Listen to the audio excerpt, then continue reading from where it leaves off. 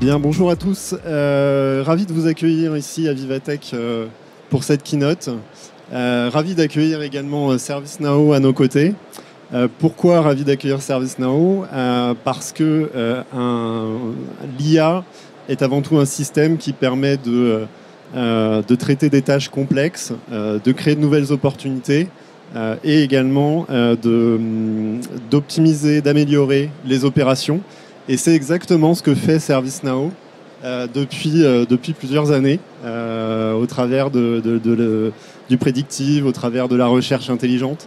Donc voilà, c'est pour ça qu'on a tenu à inviter ServiceNow à nos côtés aujourd'hui.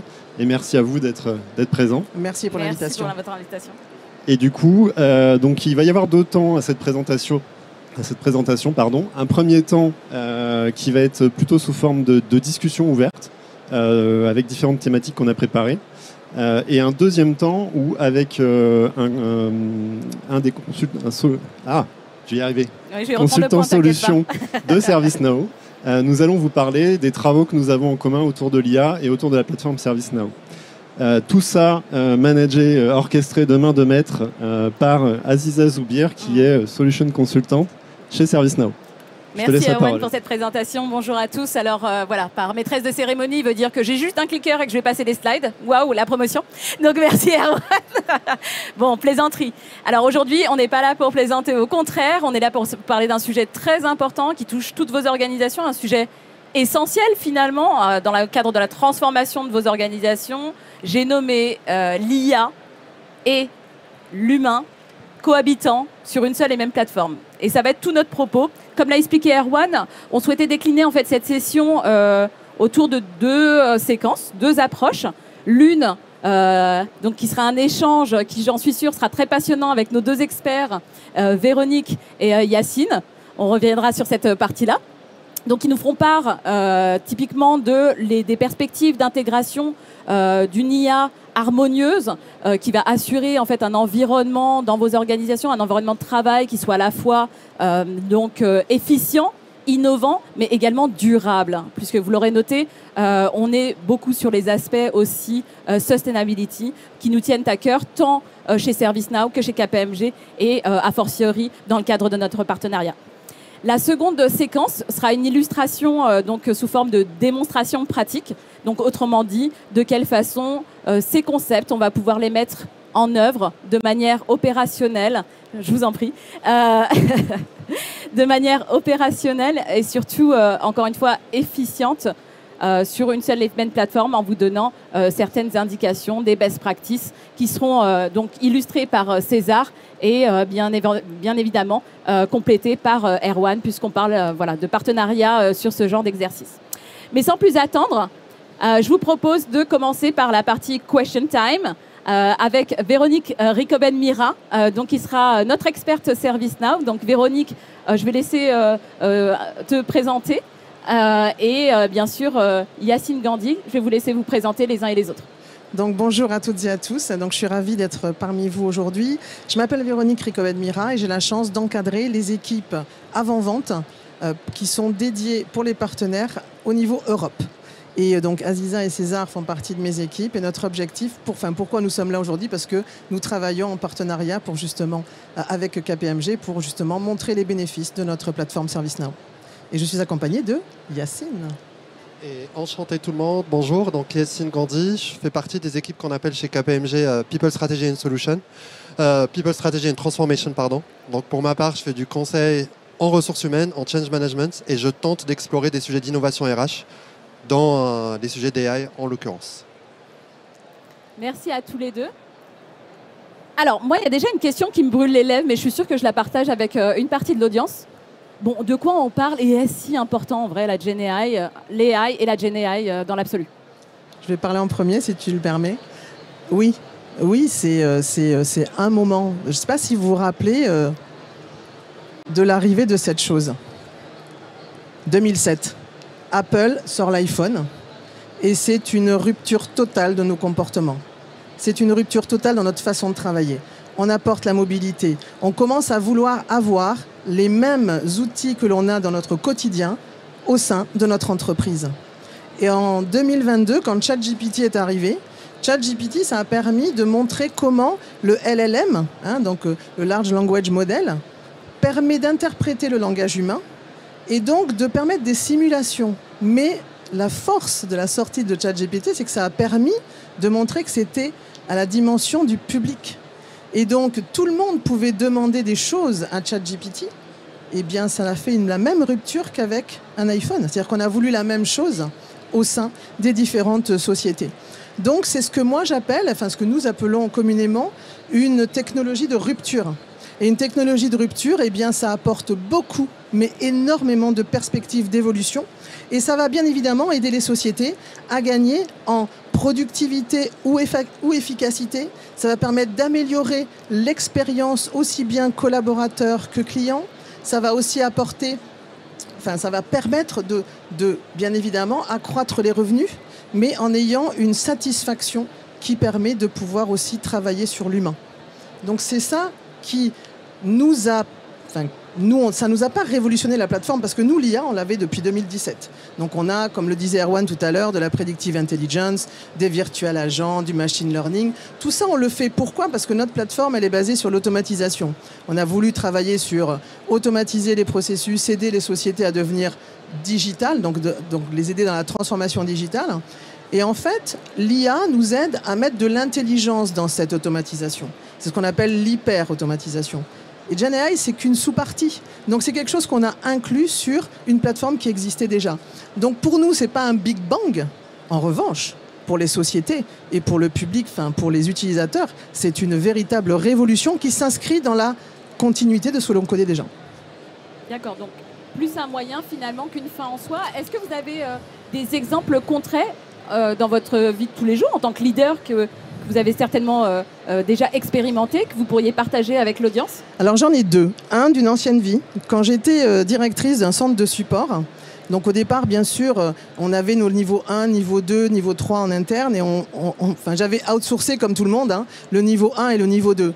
Et bien évidemment, quand les tickets nous revenaient à notre niveau 3, j'avais une équipe dédiée à faire les résumés des différents cases, qu'ils soient clients, qu'ils soient internes.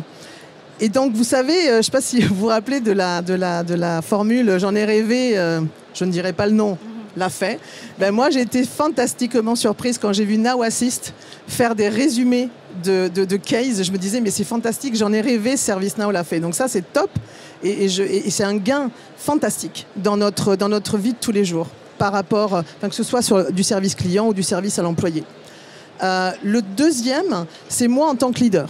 En tant que leader, tous les ans, on est amené à faire de la promotion de collaborateurs ou aider des collaborateurs à changer d'équipe parce qu'ils ont évolué sur une nouvelle carrière. Et personnellement, maintenant, on a de telles bases de données avec des superbes articles de connaissances que moi, je me permets donc de vider un petit peu ma tête de choses et donc je les apprends pas tout par cœur. Et ce qui fait que une fois par an, je suis obligée de demander, de regarder, tiens, comment on fait ce truc-là ? Eh bien, quand j'ai eu cette année à faire changer un de mes collaborateurs, le faire bouger dans une autre équipe, j'ai cherché l'article. Et là, cette fois-ci, l'AI m'a résumé l'article. J'ai trouvé ça super fantastique. Et elle m'a non seulement résumé l'article, mais en plus, dans le virtual agent, il m'a dit, mais de quel collaborateur il s'agit ? Et en fait, il m'a guidé pour que je fasse automatiquement le move de ce collaborateur dans une nouvelle équipe. Alors, ce qui m'a manqué, vous savez quoi ? C'était le mail. On me le rédige pas pour annoncer la promotion, pour annoncer le move. Donc, mais bon, ça c'est facile, c'est surtout avec les nouveaux partenariats qu'on fait. Donc, c'est quand même assez simple de faire. Mais oui, pour moi, aussi bien pour le collaborateur que pour le leader que je suis, ça me change la vie. C'est finalement juste un use case à redéfinir, comme tu l'évoquais. C'est ça, exactement. Yacine, tu voulais partager des inputs sur cette thématique-là de manière générale ? Mais je vais surtout compléter en fait ce que vient de dire Véronique, parce que je pense que l'exemple de l'iPhone, il faut le garder en tête. Parce que, en fait, aujourd'hui, on parle tous beaucoup d'IA et je pense qu'ici, beaucoup de monde au sein de Vivatech aujourd'hui parle d'IA. Je pense que personne ne connaît grand-chose de ce que ça va ramener. Comme personne ne savait pas grand-chose de ce que l'iPhone allait ramener en termes d'applicatifs aujourd'hui qu'on a dans l'iPhone. Et je pense que c'est la première chose à comprendre de l'IA, c'est en fait imaginer la potentialité de ce que ça peut ramener, y croire un peu parce que en fait, on voit déjà des choses. Je peux donner des exemples très concrets avec des choses qui se passent notamment sur ServiceNow. Mais aujourd'hui, ce potentiel, il est encore balbutiant. Et je pense que c'est ça le premier big deal. C'est en fait se dire, il y a une vague qui arrive, et en fait, il faut l'appréhender, il faut même être serein vis-à-vis de ça. Et je pense, pour regarder la similitude avec l'iPhone ou Internet de manière globale, c'est très rare des technologies au sein de l'entreprise qui sont grand public et qui, du coup, en fait, peuvent dépasser l'entreprise. Aujourd'hui, ChatGPT, prenons un exemple, on peut dire chez KPMG, on n'utilise pas, on reste sur nos anciens réflexes. Ça n'empêchera pas les gens d'aller sur ChatGPT et de faire des recherches et consolider des choses. Ça veut dire que ça ramène aussi les entreprises à se questionner sur ça, essayer de le comprendre. Je peux vous dire le nombre de mois d'échanges que j'ai avec des DRH ou des responsables RH juste pour leur expliquer c'est quoi, juste pour qu'ils appréhendent parce qu'ils ne savent pas. Et donc, du coup, une des premières choses, c'est comprendre ce qui arrive. Et au-delà de ça, du coup, maintenant, si je vais plus loin, et je pense, et Véronique en a parlé dans son exemple concret de ce qu'elle dit, c'est qu'il y a je pense qu'en fait, c'est un big deal parce que les changements ne sont pas si grands que ça, mais ramenés à l'échelle sont assez grands que ça. Je donne un exemple très concret sur ServiceNow et après, on peut passer aux autres questions. Aujourd'hui, quand vous déployez ServiceNow, normalement, le chatbot est configuré pour X questions. Demain, pour l'utilisateur lambda, ça ne va pas changer grand-chose. Il va venir poser sa question de la même manière. Sauf qu'il n'y aura pas que 10 questions programmées derrière. Il y aura... L'AI va router en fonction de ce qu'on va lui donner parce que le prompt va permettre de rediriger vers X ou Y requête. Donc, cette action qui est anodine transforme complètement l'expérience collaborateur, qui n'est pas bridée à 5 questions, mais à X questions, par exemple, qu'il peut poser, peu importe lesquelles d'ailleurs. Mais cette tâche, elle est anodine pour le collaborateur. Ce que je veux dire par là, c'est que c'est un big deal dans le sens où ces petites tâches, comme résumé, c'est pas grand-chose, mais ramené à tous les meetings qu'on fait, ramené à tous les entretiens qu'on fait, ça ramène un gain à l'échelle énorme et du coup, un pesage, ou en tout cas une efficience beaucoup plus structurante dans les organisations qu'on croit aujourd'hui. J'espère avoir été clair dans... C'est très juste et c'est une bonne transition justement, à moins que Véronique, tu voulais rajouter quelque chose? Non, j'aime beaucoup à l'échelle. C'est vrai en fait. À l'échelle, c'est fantastique. C'est pas une révolution, mais à l'échelle, je pense que ça résume très bien la réponse à la première question. Exactement, en tout cas, j'espère que c'est clair dans vos esprits. Yacine, tu avais commencé à évoquer justement l'impact finalement sur les plateformes d'entreprise et de quelle façon ça va optimiser en un sens les processus qui sont déjà installés dans vos organisations respectives. Est-ce que tu pourrais nous en dire plus sur les tendances que tu as vues, sur les perspectives aussi que Promo et qu'a identifié KPMG en ce sens-là? Oui, et avant ça, je vais prendre un peu plus de hauteur. Je pense qu'aujourd'hui, avant d'être dans reshaper l'entreprise, je pense qu'il y a un sujet de compréhension de ce qui arrive. Et je pense que cette compréhension fine de ce qui arrive, la maturité est très disparate aujourd'hui dans les organisations. Je donne un exemple, et je prends ServiceNow comme exemple, et ça va me ramener vers comment on reshape une entreprise, enfin, comment on fait du reshaping au regard de tout ce qui arrive dans les enterprise platforms. Aujourd'hui, si je prends ServiceNow, vous avez deux types d'utilisateurs dans ServiceNow.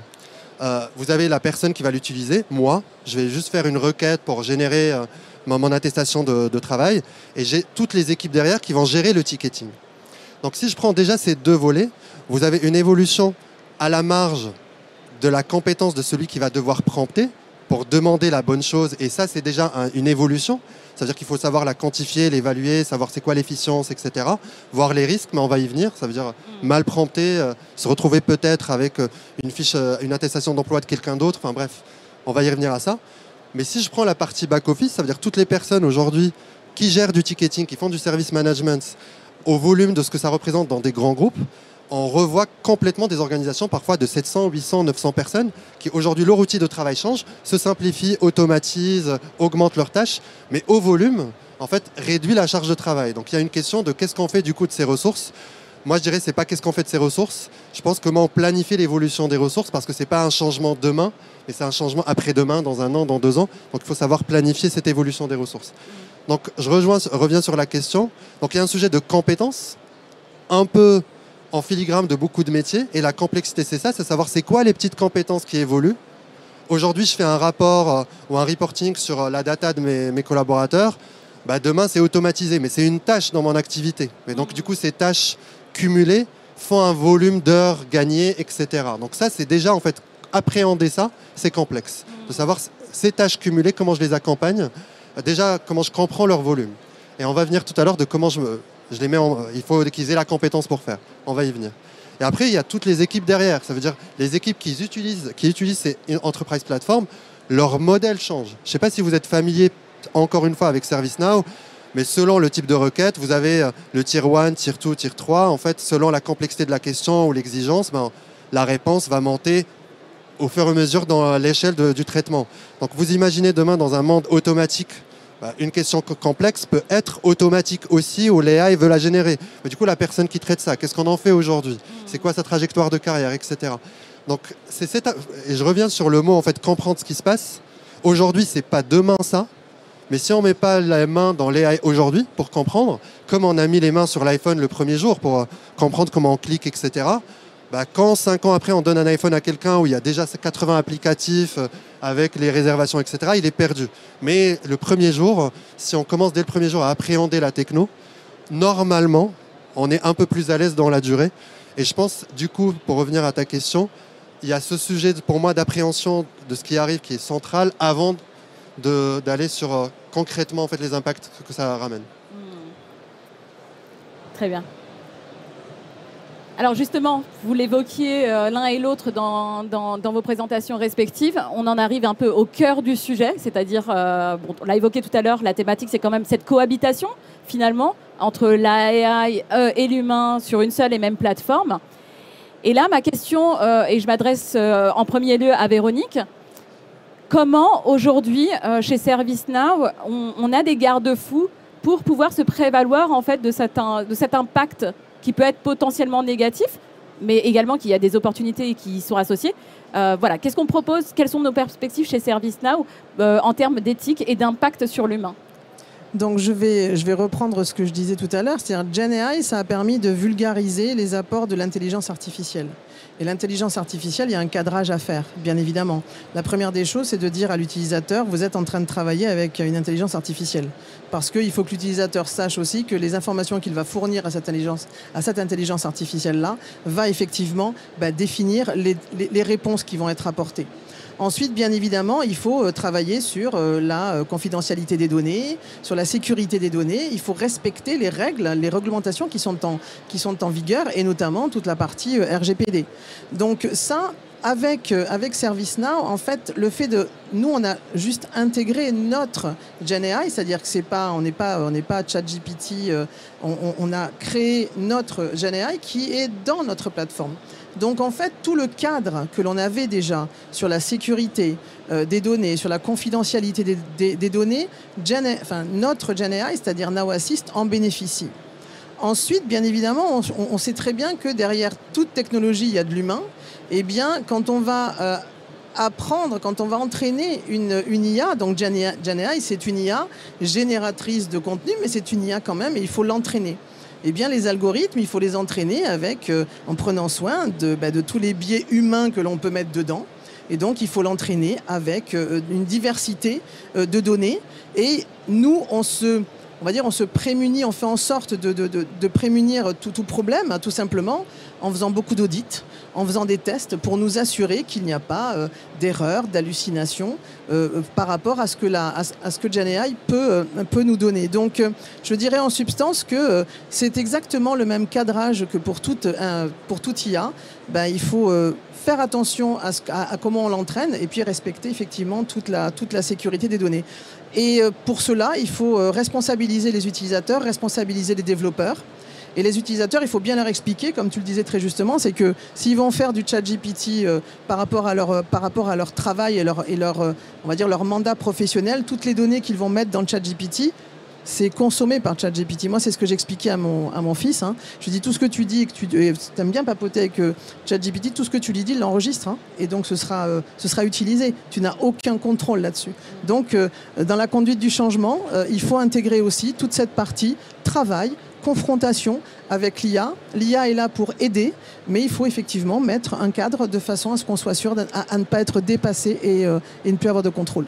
D'accord. Donc j'entends que ServiceNow, en tout cas au sein de sa plateforme, va apporter le cadre réglementaire et assurer ainsi la confidentialité, la sécurité, mais afférente aussi à des problèmes, à des enjeux finalement autour de la AI, indépendamment de la GenAI, et sensibiliser aussi, responsabiliser l'utilisateur afin de prendre un certain nombre de dispositions pour conserver et assurer la confidentialité de ces données. Tout à fait. Moi, j'insiste vraiment sur un point, c'est que GenAI, c'est un sous-ensemble de l'intelligence artificielle. Donc, tout ce que vous avez mis en place avant, GenAI en bénéficie.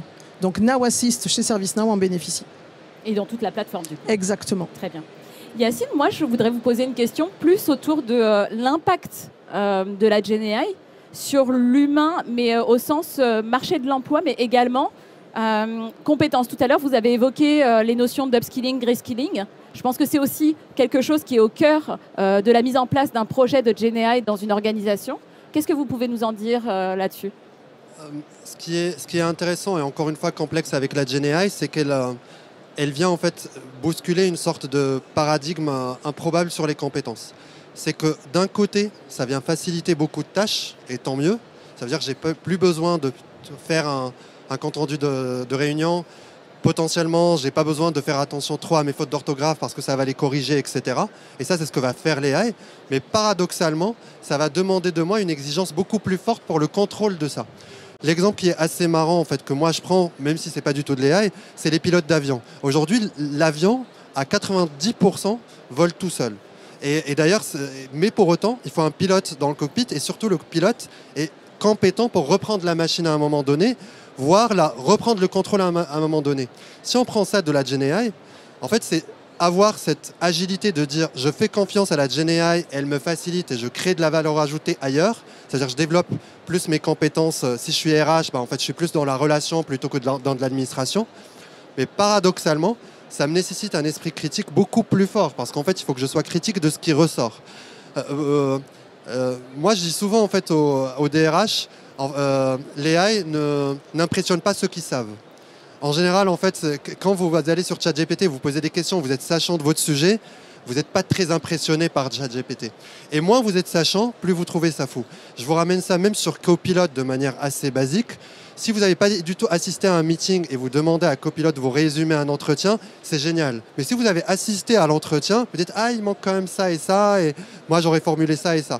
Donc cet esprit critique est nécessaire. Pourquoi je dis ça ?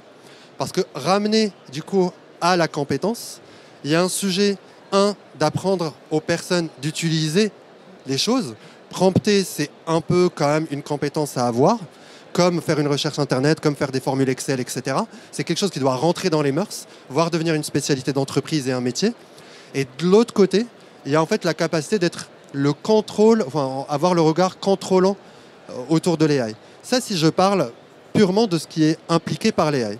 Après, il y a tout un champ des possibles qui se crée. Prenons l'exemple de la data encore une fois. Si ChatGPT, enfin pas ChatGPT, si une AI me structure de la donnée, me permet en fait d'avoir une donnée robuste sur laquelle je peux questionner et faire du knowledge, je dois être encore plus pertinent dans la manière dont je vais l'utiliser. Comment je vais utiliser ma donnée, d'améliorer ma rétention collaborateur, de générer des contrats qui sont meilleurs que ce que je fais, de savoir c'est quoi la juste rémunération pour un profil atypique, etc. Donc l'AI va me permettre de faire ça, et ça veut dire que ça ramène des champs de possibles métiers qu'on est en train d'explorer, mais qui aujourd'hui sont encore une fois assez en évolution. Donc voilà l'écosystème des choses qui évoluent en termes de skills au sein des entreprises et qui rend le sujet fascinant dans un côté. Le côté un peu super, c'est Disney, mais c'est le sujet en fait, que tu as commencé à aborder, Véronique, mais qui rend le sujet aussi très à enjeu sur les sujets risques que ça représente et enjeux que ça représente au sens réglementaire. Un exemple très simple, c'est qu'aujourd'hui, avec les AI Act, je ne sais pas si ça parle à tout le monde, les AI Act à l'échelle européenne, c'est une réglementation européenne qui est censée en fait, gouverner un peu ce qu'on fait avec les AI. Un des sujets centraux, c'est ce qu'on fait des collaborateurs, ce qu'on fait de la donnée collaborateur. C'est-à-dire en tant qu'RH, tu as pris l'exemple, je ne peux pas aller charger un fichier collaborateur dans ChatGPT pour l'analyser.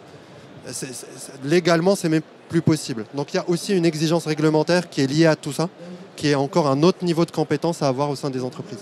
Le champ des possibles, finalement, est si large que les organisations ont quand même besoin d'accompagnement, mais également de use case presque préconfigurés pour un premier niveau de maturité. C'est ce que je comprends. Complètement. Et je rajoute juste un petit détail là-dessus. En réalité, ce qui marche aujourd'hui, ça veut dire ce qui se fait dans les entreprises, au-delà de tester, au-delà d'essayer, etc. Ce qui marche, c'est là où il y avait déjà une maturité évidente. C'est pas pour lancer des fleurs sur ServiceNow, Mais les chatbots ont toujours existé dans ServiceNow depuis que les gens ont ServiceNow. Donc aujourd'hui, avoir un chatbot un peu plus intelligent, potentiellement, j'ai presque pas un effet waouh, je l'utilise. Il est là dans mon quotidien et l'AI était déjà là en train de structurer en moi mon langage. Donc du coup, il y a le champ de possibles aujourd'hui le plus mature, c'est là où il y avait déjà un terreau. ServiceNow est un bon exemple sur ce cas-là, par exemple. D'accord, et là, la GenAI jouerait comme accélérateur finalement de cet exercice. Complètement. C'est vraiment, oui, je suis d'accord avec toi, c'est vraiment dans la continuité. Moi, j'ai commencé ma carrière professionnelle en tant que développeur et je sais que j'aurais adoré. Mais j'aurais, en plus, moi, bon, je faisais du COBOL, moi. J'aurais adoré avoir justement un outil qui me permette de pouvoir créer on va dire les frameworks de mes programmes pour gagner du temps. Parce que ce qui était intéressant, c'était vraiment de travailler sur l'algorithme et comment je développe quelque chose qui aide les clients et non pas faire donc de la redite et faire des choses qui, en fin de compte, c'est juste que de la répétition. Mais oui, c'est bluffant, c'est aidant et ça aide l'humain. Et en fait, c'est ça, c'est que tout tourne autour de l'humain. Donc l'IA aide et GenAI est un sous-ensemble de l'IA qui aide. Merci. Une dernière question qui porte bien sûr sur les perspectives stimulantes du futur. On y est déjà, pour certains, avec différents niveaux de maturité. Mais j'ai envie de dire, what's next? Comment vous voyez le futur? Quelles sont les perspectives les plus stimulantes pour vous? De quelle façon vous l'envisagez? Et quelles sont potentiellement les recommandations que vous pourriez faire aux organisations qui sont présentes aujourd'hui? Tu commences ou je commence? Donc, pour moi, GenAI, ça nous ouvre des opportunités incommensurables. Ça va nous aider à améliorer la partie communication. Ça va nous aider à augmenter, booster notre créativité. Ça va nous aider à trouver des informations de façon beaucoup plus rapide. Parce que l'IA, on le voit dans le domaine médical, nous aide. Mais même dans le diagnostic des cancers, c'est faramineux, c'est extraordinaire. Donc, GenAI est une extension de la partie IA. Et donc, ça va permettre de pouvoir justement accélérer, aller encore plus loin, aller encore plus vite et répondre à plein de besoins qui, pour l'instant, ne sont pas, on va dire, résolus ou pris en compte. Et le dernier point, c'est que avec l'avènement de GenAI, il y a beaucoup de nouveaux métiers qui vont arriver. Et donc, on doit travailler effectivement sur l'upskilling et le reskilling de nos collaborateurs. Tu as commencé à en parler. Mais c'est vraiment très, très important. En fait, il faut vraiment garder en tête que on est dans une société où on évolue. Il y a des technologies de rupture, il y a des technologies qui nous aident. Et donc, il faut juste surfer sur la vague et faire en sorte que la personne la plus intéressante et sur laquelle on doit rester focusé, c'est l'humain, c'est nous. Merci Véronique. Il est vrai que je crois qu'on a un programme Rise Up dans notre organisation chez ServiceNow. Oui. Donc qui accompagne justement cette transition. Oui, en fait, on a eu beaucoup de retours, notamment de nos partenaires, comme quoi il manquait des compétences donc sur ServiceNow. Donc, on a créé ce programme qui permet effectivement de travailler sur le développement de nouvelles compétences sur notre plateforme. Hein. Comme tu le disais tout à l'heure, c'était soit sur les utilisateurs finaux, soit sur les personnes qui sont capables de configurer et d'administrer la plateforme. On travaille actuellement, je peux parler que de cette université, l'université d'Evry, qui a intégré dans son cursus, dans son master cybersécurité, a intégré un cursus ServiceNow, qui se termine d'ailleurs cette année, pour justement aider directement les étudiants à sortir avec cette compétence. Mais ce qu'il y a de bien et ce que j'ai vraiment adoré dans la façon de faire de ServiceNow, c'est que on a aussi intégré des programmes qui permettent de pouvoir, ce qu'on appelle faire du reskilling, c'est-à-dire des personnes qui veulent changer de métier, des personnes qui n'ont pas de connaissances techniques ou de connaissances informatiques, eh bien, elles vont pouvoir effectivement changer et venir justement sur ce terrain de jeu. J'aime beaucoup dire ce terrain de jeu parce que c'est vraiment extraordinaire tout ce qu'on peut faire et intellectuellement, c'est vrai que c'est un ravissement. Ok. Merci Véronique. Aussi, les questions éthiques ne sont pas juste un pitch et lié à la sécurité. C'est aussi, on accompagne ces personnes-là à justement changer de métier, comme tu l'évoquais. Exactement, tout à fait. Tout ce qu'on nous demande, nous, au quotidien, en tant qu'employé ServiceNow, toutes les certifications que tu dois passer, et si jamais tu les passes pas, je reçois un gros mail en disant Aziza est en retard.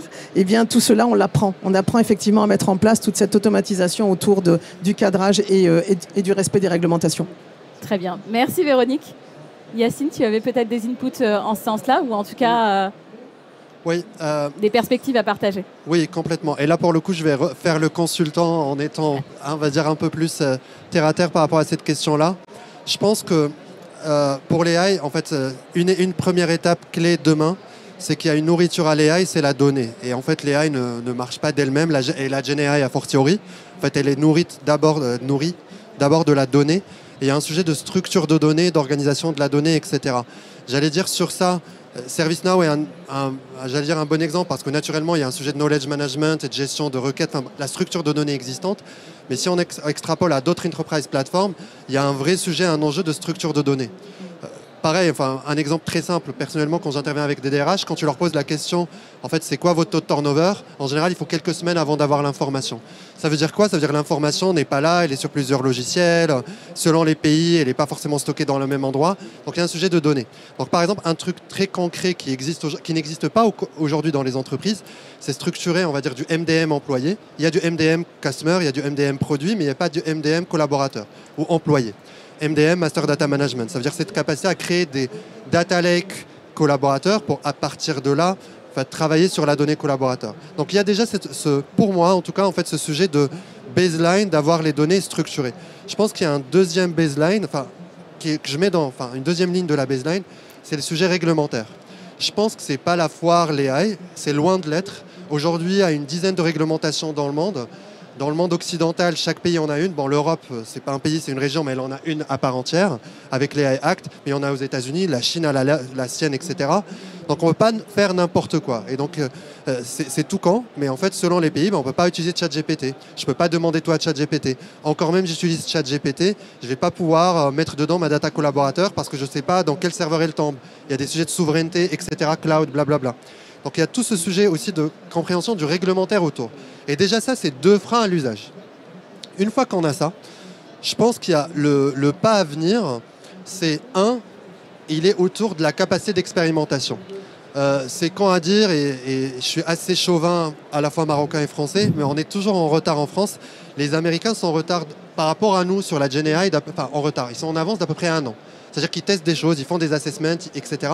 En France, on a une culture de l'échec un peu complexe qui fait qu'on ne teste pas les choses ou on attend que les choses se fassent avant d'y être. Dans la GenAI, je pense qu'il faut y aller.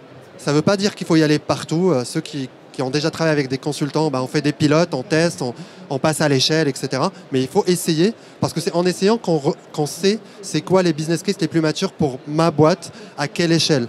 Je prends l'exemple de ServiceNow. Peut-être c'est pas du tout mature sur la fonction RH, mais très mature sur la fonction finance. Je parle au sens GenAI. Donc peut-être c'est vers là où il faut aller.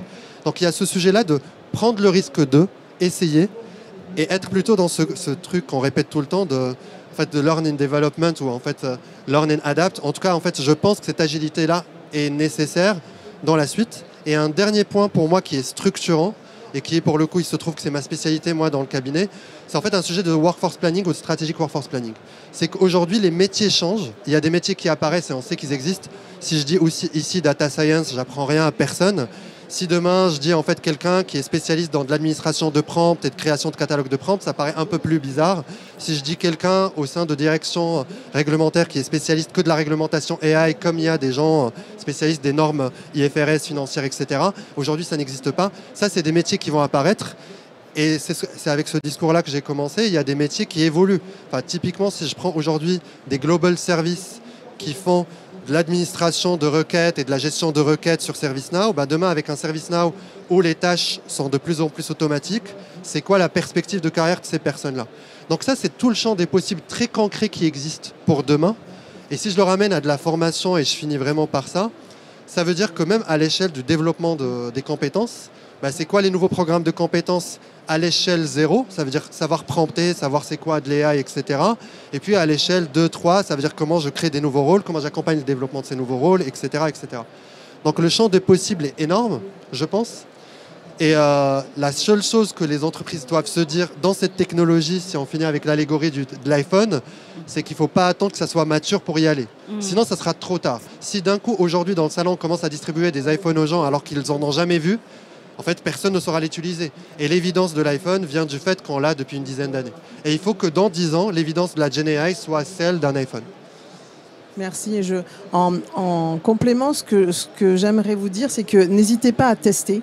Parce que tous nos clients, donc on a fait des proof of value avec eux, ce qu'ils ont constaté, c'est de la réduction de coûts, c'est de la réelle augmentation de la productivité et de l'efficacité, on va dire, business. On a aussi vu une réelle amélioration dans les enquêtes de satisfaction, aussi bien clients qu'employés, et des vrais pourcentages d'augmentation de revenus. Donc, testez-le, ne restez pas avec votre BlackBerry, passez à l'iPhone. J'étais une fan du BlackBerry à l'époque, moi, donc je disais non, jamais un iPhone, et finalement maintenant je ne sais plus vivre sans mon iPhone. Mais non, mais donc je surfe sur ce que tu as dit. Voilà, testez, vous verrez combien votre vie au quotidien sera révolutionnée et comment vous allez, on va dire, faire plaisir et améliorer l'expérience aussi bien collaborateur que client. Parfait, merci Véronique, merci Yacine. Et c'est une très bonne transition qui va nous permettre d'accueillir à présent César et Erwan pour voir de quelle façon on va pouvoir illustrer ces propos, ces concepts autour d'une démonstration très pratique qui va vous donner quand même une première overview de ce qui pourrait être la résultante de la mise en œuvre de Gen AI sur la plateforme ServiceNow. Parfait, merci beaucoup en tout cas. Merci Yacine. Place à la démo. Merci.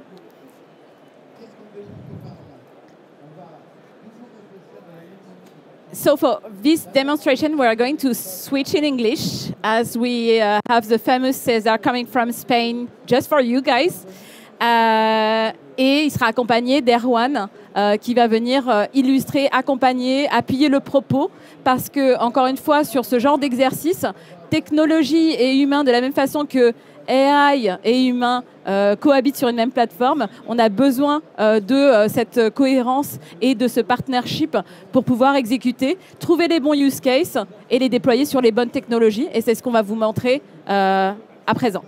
So, as my colleague introduced me, my name is César Blanco. I come from Spain, so unfortunately I cannot speak French, so I'll talk in English. Okay. So, I am a solution consultant in ServiceNow, and today we bring a demo. This is a real demo. All that you are going to see is real. Probably it fails, so sorry if something is failed. And we build a story, because I think it's really important to highlight, the power of the artificial intelligence, but in real life, So that's why we prepare this story, He comes, Model Car. It's a car maker, one of the most innovative car makers in the world, And they're preparing their latest model, the XP1. So they are looking for in the market for a new battery vendor because they want to get a new battery for this new model. So they found a new battery maker. They are located in Lisbon, in Portugal. They claim that they have the longest range and the shortest charging time battery in the world. So they decide to make the first purchase to test this battery in their factory. So now we move to the B2B portal in NextGen Battery. And here comes Laura. She's the purchase manager, and she's the person that needs to buy the battery. So this is the first time that Laura just lands in this page. So she doesn't know how to buy a battery. So she just writes how to purchase a battery. So here we have the AI working behind. What is getting us the answer is the ServiceNow has been searching in different knowledge-based articles, detecting the best match. And now you can see here, Now Assist. Now Assist is the generative AI technology in ServiceNow that is helping Laura to understand better what she needs. In this case, the article says that you have to identify the model, you have to understand the capacity of the battery, and you go to directly make the purchase using the virtual agent. If we go, for instance, to the original knowledge-based article, we can check, like this is a very long test, but using the summarization capability in ServiceNow. Oh, it went. Laura gets a really fast understanding how she needs the steps to follow to buy a battery. Okay, so now she decides that she wants to buy a battery. So she is going to use the virtual agent, again, helped by Now Assist, the generative capability in ServiceNow. So she just type order a battery. And now the virtual agent is searching through the catalog, identifying the best match for her. So now it's supposed that Now Assist is getting the first match. So this is the battery that is provided to the purchase. And she decides start. So she starts, and now Assist will help to Laura to make the best decision. No? So the first choice is 25 kilowatts per hour, the capacity. And Now Assist is asking if she wants to make some changes in the order. As he says, OK, I want to make some changes. And Now Assist is asking, what do you want to change? And obviously, she wants to change the capacity, because she knows that she needs more capacity in this battery. Okay, so now Assist search between the different choices, and Laura just only to type the number, because this is the generative AI and it takes the context of the conversation, so it's not need to say that this is kilowatts per hour. So this is the choice that Laura makes, and she decides that this is correctly, so this is what she needs to buy and submit the order. Some questions about she needs to add some attachment. She says not. And finally, she has the purchase in the system. Okay? Okay, so now we move to the next gen battery operation center. No? And he meet with Cesar. Cesar is a crisis manager, and his role mainly is to ensure that there is not any events that may affect the business. So this is really important. That's why we refer to the operational resilience. No? What he has to do is, or he's used to work with an integrated map where he gets a lot of different events that could affect the business. No? He decides to update the events coming from any source, and I refer to any source. This could be internal events or even external events. And here he identifies that there is a weather forecast coming from the Portuguese agency. So he decides to open this event to understand what is happening there. So he checks that the area affected by these heavy rains is located in Lisbon, where they have the headquarters, where they have the main data center. So he decides to declare a crisis event. With this action, he adds some text to add to the case. And with this action, a plan is presented to follow in order to get prepared to those heavy rains in the area. No? Okay, so here's the plans. Basically, there are two plans. There is a prevention plan, so different activities trying to minimize the impact of the problem, and a continuity plan if the problem comes. So if we open the prevention plan, we have different tasks. So he don't have to think how do I have to do. All is clear. All is prepared before. No. So basically, he needs to inspect some humidity probes to understand if there is water entering in the data center.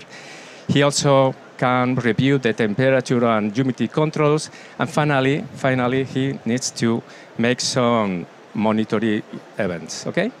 So he do that, and I'm going to simulate an alarm. He do that, and now he just to hope that this problem don't come to the data center, because there is a big problem. With this screen, we have an understanding of all services that are running in the data center. We see that there is no problems now, because probably there is no rains. But now we are detecting some problems. There are some problems in the flood detections, and this takes impact in different services that are running. So he decides that he is a problem. So now he is going to move to the next step, that is the continuity plan, okay? So he wants to do the continuity plan. Here basically what he does is switch all services that are running in the main data center to the secondary data center. So in this way, he ensures that the services are not affected, okay? So that's good.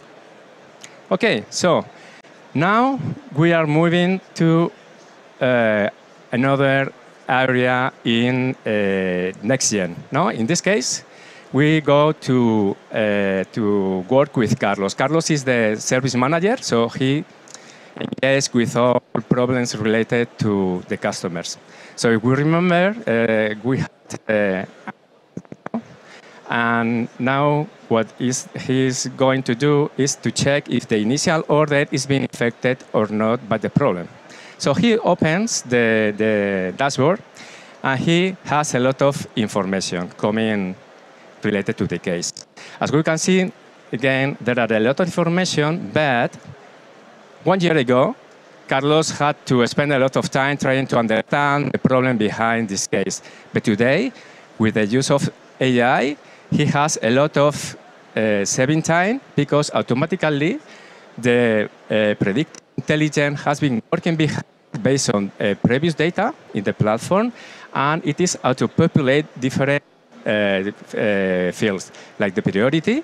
It is assignment, category, and priority. All these fields are predicted by the AI. So it saves a lot to the agent and improve the performance of these teams. No? Okay, so this is the result. Whenever I saw this kind of stars, meaning that GenAI working around? Yes. Okay. Yes. Good to know. This is to be a star. No? When you see a star, this means that some intelligence is behind working. Okay, so this is a first example now how we can improve the performance of the teams. The second is next. No? Here he sees that there is a very long description of the problems. So he decides, using the capability with the Now Assist, and he is going to use trying to get a better understanding of problem, summarization. So Now Assist is taking this long test and summarizing. As you can see, it's quite simple, no? It's summarizing that is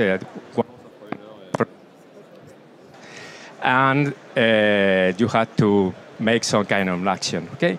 So, fantastic, he knows how to do it. Now, he, using the similarity, another AI, he detects similar incidents, similar knowledge articles that can be used to solve these problems. In this case, he opens a knowledge-based article, and he can get a good understanding of the next steps that he needs to follow in order to solve the problem as soon as possible. So he understands that the last thing that he had to do is send some patrol in order to understand the damage of the data center. Okay. So it's quite common, no, with this of the climate change, that when there is a flooding, there is no possibility to go by roads. So in this case, he decides to send a special patrol, and this special patrol is going to be a drone. No? This is a good idea because probably the roads are closed. So to do that, he has integrated here the credit order. This is basically a task that is sent, a mission that is sent to a drone. Unfortunately, here there is not the space to see the drone flying, so I bring some video showing the drone, okay? So this is the drone. Here, it's going to take off. The drone is flying, and now receives the mission and goes to the data center that is located there, okay? Once the drone is in this area, it is taking some, I don't know, photos, videos, or whatever. Sending whatever information needed to illustrate the case. Yes. And when the drone finishes the mission, he has to return to the base, landing. Please land. That's okay. That's why you bring it with you. He didn't listen. Yes. And finally, the mission finished. No? Okay. So, if we go back, to the case, he already gets some information based on, I don't know, photos, videos, or whatever, and he decides that there is no possibility. The data center is lost, no resolution, so he decides to send another patrol to repair the water. So again, he opens a new work order, and now a special truck goes there. In this case, there are roads, so it's impossible if not. and the truck goes to the data center and the repairing. Okay? Okay, cool. I forgot to mention that the photograph taken, because I didn't see the screen, is added on exit to the case, and the agent have enough information to send the track. Okay, so good. Now there is nothing more to do, no? So now the agent decides to close the case, but just before close the case, he's going to use another capability in OASIS is the generate resolution nodes. Okay, with this, this is making a summary of the different steps that we have been seeing, and also it saves a lot of time to the agent. So this is the summarization that is made by OASIS. So you can say thumbs up. So this is okay, and you copy the resolution nodes, and he just only have to go to the resolution nodes, right, and add some, close some, first call, okay? So with this, the case is solved, and we can see how we can put the AI work in this example, no? How to react as soon as possible in the climate change, and we can coordinate different operations across the whole enterprise in order to get better performance in our teams. Thank you very much, César, for this example. Je vais switcher en français et je vais merci. Là, on a vu un cas vraiment concret d'application, en fait, un use case qui vient illustrer la GenAI et embarquer aussi d'autres technologies. C'est aussi ça le cœur et le moteur d'avoir tout coordonné sur une seule et même plateforme.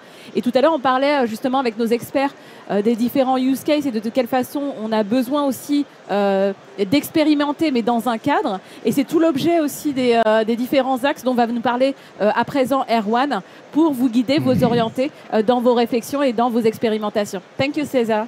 Thank you, César.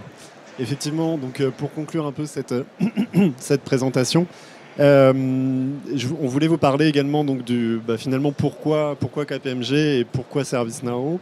Donc on collabore avec ServiceNow sur plusieurs axes en termes d'IA. Le premier, c'est l'adoption de l'IA. On en a pas mal parlé dans le talk précédent. Donc l'adoption de l'IA sous deux angles, et ça Yacine l'avait mentionné. D'une part, au niveau de nos collaborateurs, c'est-à-dire qu'on forme nos collaborateurs à l'IA, pour pouvoir justement intervenir et aussi former nos clients par la suite autour de différentes formations telles que l'art du prompting, l'usage et l'outil des IA, les usages et le déploiement de l'IA et les impacts pour le client, Et pourquoi le prompting? Parce que c'est important de bien garder en tête qu'on ne parle pas, et César l'a montré ici, on ne parle pas à une IA comme on peut parler à ChatGPT, comme on peut parler à Nao Assist. Il y a une manière de lui parler, il y a une manière de lui poser les questions, de donner son intention. Et tous ces éléments en fait, font que on a besoin de former les gens pour qu'ils puissent justement poser les bonnes questions et de la bonne manière pour avoir la meilleure réponse, la réponse la plus pertinente. Former nos clients sur 2 axes, à la fois sur la stratégie à adopter en termes d'IA. Donc on va accompagner nos clients dans l'étude de leurs capacités actuelles à la fois en termes d'IA, parce qu'aujourd'hui ils sont déjà équipés, ils ont déjà des outils de RPA ou d'autres outils d'intelligence artificielle. La prévision des futurs besoins, j'ai parlé dans mon introduction d'opportunités, c'est-à-dire que l'arrivée de l'IA donne des opportunités pour l'entreprise. L'analyse d'écart, comment on fait pour aller justement sur cette feuille de route. Et enfin, exécuter cette feuille de route et mettre en place les différentes fonctionnalités dans les différents processus qu'on va intégrer dans une plateforme telle que ServiceNow. Et du coup, former également nos clients donc, sur la découverte de l'IA. Donc là, on est vraiment sur comprendre les fondamentaux de l'IA, à quoi ça va me servir. Lever certaines inquiétudes également, parce que parfois on peut rencontrer certaines inquiétudes. L'introduction au prompting, on va aller un peu moins loin que sur nos consultants. Comment simplifier son travail avec Nao Assist, ça fait partie de nos formations. Les bonnes pratiques également sur la mise en place d'un outil tel que ServiceNow et des fonctionnalités d'IA. Et bien sûr, Yacine en a parlé et Véronique également, toute la partie législation et normes en vigueur. Un deuxième point, c'est l'identification et la création de cas d'usage. Donc on travaille avec ServiceNow autour des technologies qui vous ont été présentées là dans un cas d'usage qu'a présenté César, à d'autres processus, typiquement la gestion de portefeuille projet. Comment, avec ServiceNow, je vais pouvoir générer un plan projet, identifier le meilleur scénario financier et également en termes de ressources pour mon entreprise et mener à bien mes projets. En termes de risque, comment je peux, à partir d'un nouveau texte de loi, finalement mettre ce texte de loi dans ServiceNow, générer les différents contrôles qui vont me permettre justement de m'assurer de la résilience opérationnelle de mon entreprise. Derrière, pouvoir mener à bien un audit. Je peux aller en audit auprès d'un tiers ou même sur une usine, faire un mémo vocal de ce que je constate sur place. Il manque un extincteur, il manque une caméra. Et ensuite, envoyer ce mémo vocal dans la plateforme qui automatiquement va être transformé en texte. C'est ce qu'on appelle le vocal to text. Et pouvoir pousser tout ça directement dans ServiceNow. Et finalement, comme je l'ai dit en introduction, l'AI, elle va permettre d'à la fois traiter des tâches complexes et automatiser les opérations qu'on peut faire aujourd'hui encore plus loin que ce que pouvait déjà faire ServiceNow. Et un troisième point, c'est la création d'offres qu'on peut avoir avec ServiceNow. Et ces offres, on en a développé plusieurs. Une offre qui s'appelle Powered AI. Chez KPMG, on structure nos offres pour ensuite les packager. Et justement, c'est une offre Powered AI avec ServiceNow qui permet d'avoir les cas d'usage que j'ai mentionnés précédemment directement intégrables dans ce type de plateforme. Trusted AI qui va permettre de créer un framework qu'on va pouvoir intégrer à la plateforme et pour pouvoir monitorer vos intelligences artificielles, en tout cas la sécurité de vos les contrôles, le framework de risque, de gestion des risques, merci. Directement dans ServiceNow et monitorer sa compliance dans ServiceNow. Des offres de services packagées. On en a parlé, ServiceNow a effectivement annoncé des rapprochements ou en tout cas des fonctionnalités ServiceNow Copilot. Et donc du coup de pouvoir proposer à nos clients des offres packagées ServiceNow Microsoft avec nos 2 practices ServiceNow Microsoft. Et enfin une complémentarité avec d'autres outils, on en a parlé tout à l'heure. Aujourd'hui, certaines fonctionnalités ne sont pas encore intégrées dans la plateforme, elles vont venir, elles sont dans la roadmap, mais en attendant, on sait s'appuyer sur d'autres outils. J'ai parlé du vocal to text ou text to voice. Et donc, on va pouvoir utiliser d'autres outils qui vont pousser des informations dans ServiceNow via des API ou autres. C'est tout à fait faisable. On a également un partenariat avec des outils qui permettent d'accélérer la migration de vos applications legacy vers ServiceNow. Notamment, on a un partenariat avec une application qui s'appelle Rhino chez KPMG, Rhino AI, et qui permet justement de venir, ce qu'on fait avec ServiceNow sur la partie Gecko Brain sur SAP, mais de venir justement analyser ce legacy et de proposer des solutions pour les transposer dans ServiceNow. Voilà, donc c'est tout un éventail d'outils qu'on peut associer à du ServiceNow pour aller encore plus loin. Donc, comme on le disait, le champ des possibles est très large. Des use cases sont déjà à votre disposition pour pouvoir investiguer, expérimenter, mais dans un cadre très contrôlé. Donc voilà, j'espère que vous avez trouvé en tout cas ces deux sessions, ces deux séquences à la fois question time et showtime intéressantes, enrichissantes, et que ça vous a ouvert voilà, le champ des possibles pour pouvoir vous lancer sereinement autour de la GenAI, idéalement sur notre plateforme ServiceNow. Et si vous voulez le faire sur notre plateforme, libre à vous. Merci à vous. Merci à tous. Bonne journée, bon après-midi. Profitez bien.